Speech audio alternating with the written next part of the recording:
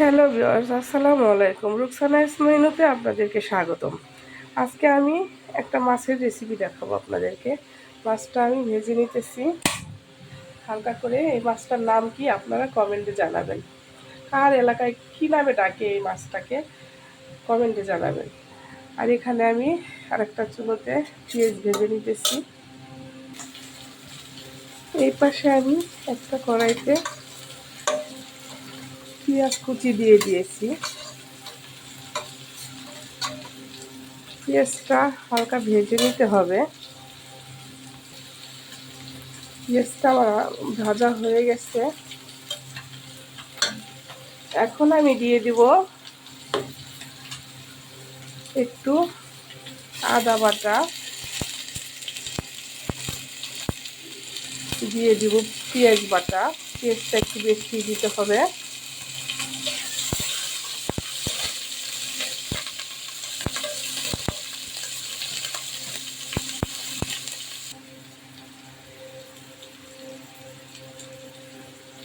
দিয়ে দিব একটু হলুদ,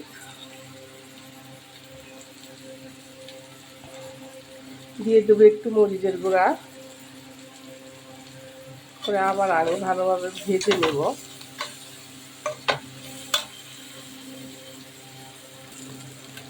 মশলাটা ভেজে নিতে হবে সুন্দর করে। মশলাটা ভালোভাবে না ভাজলে মশলার একটা কাঁচা কাঁচা গন্ধ লাগে।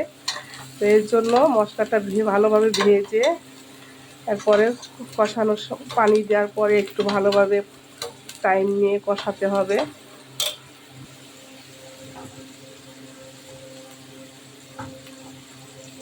এই পর্যায়ে দিয়ে দেবো 1 চামচ জিরা বাটা,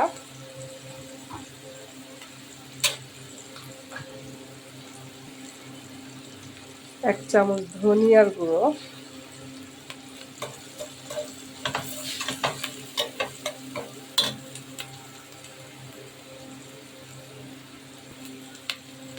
দিয়ে দেবো একটু লবণ, স্বাদ মতো লবণ, তার সাথে একটু পানিতে দিয়ে আমি মশলাটা কষিয়ে নেব। মশলাটায় পানি দিয়ে দিয়েছি। এখন একটু ঢাকনা দিয়ে ঢেকে দেব। ঢেকে 2 মিনিট পর আবার আসতে। এই পর্যায়ে এখন মশলার মধ্যে আমি 2টা টমেটো কুচি করে রেখেছিলাম, ফালি করে রেখেছিলাম।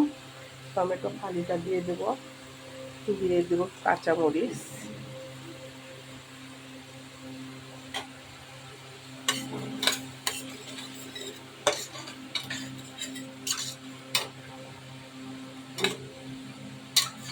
তো ভিউয়ার্স এইভাবে এই মাছটা রান্না করে খেয়ে দেখবেন।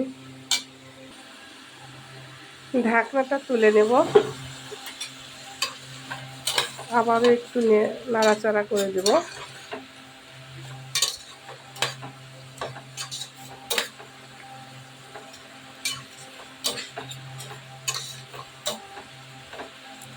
আমার মশলাটা কষানো হয় নাই। এখন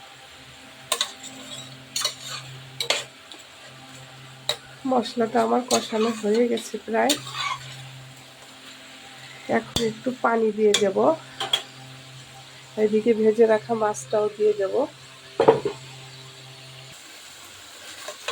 মশলাটা আমার কষানো হয়ে গেছে।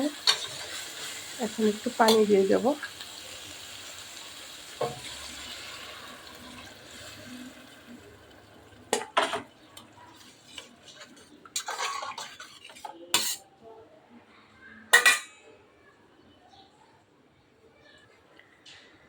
এখন আমি ঢাকনাটা তুলে মাছটা কড়াইতে বিছিয়ে দেব একটা একটা করে।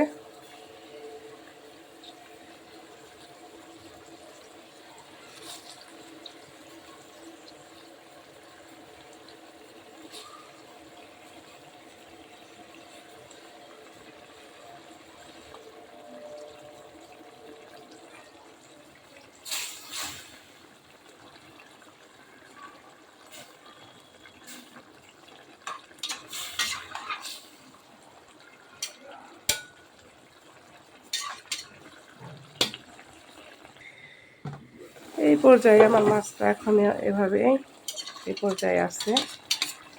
তো নাড়াচাড়া করে উলট পালট করে দেই। মাছগুলো উল্টে উল্টে দিতে হবে যেন মাছের ভিতরে লবণ ঝাল সব পুরোটাই যেন পায়। এখন আমি একটু ধনিয়া পাতা কুচি দিয়ে দেব। ধনিয়া পাতা কুচি দিয়ে দিলাম। ধনিয়া পাতাটা আমি ডিপ করে রেখেছিলাম, সেই পাতাটা দিয়ে দিলাম।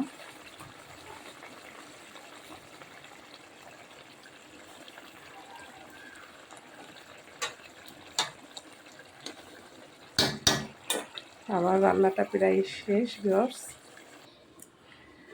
ঢাকনাটা খুলে নিলাম। ঢাকনাটা ঢেকে দিয়ে আমি 10 মিনিট ওয়েট করেছিলাম। 10 মিনিট জাল হওয়ার পরে আমার মাছের তরকারিটা এই অবস্থাতে আছে। তরকারিতে টেস্ট আসার আগ পর্যন্ত আমি তরকারিটা জাল করে নিয়েছি। তো এখন আমার তরকারিতে টেস্ট চলে এসেছে। এখন আমি চুলাটা বন্ধ করে পরিবেশন করে দেখাবো আপনাদেরকে। এই হচ্ছে আমার মাছের রেসিপি কমপ্লিট। একটা একটা করে তো হয়ে গেছে আমার মাছের রেসিপি। আজকে এই পর্যন্তই। যদি ভালো লেগে থাকে লাইক কমেন্ট শেয়ার দিয়ে আমাকে সাপোর্ট করবেন। আসসালামু আলাইকুম।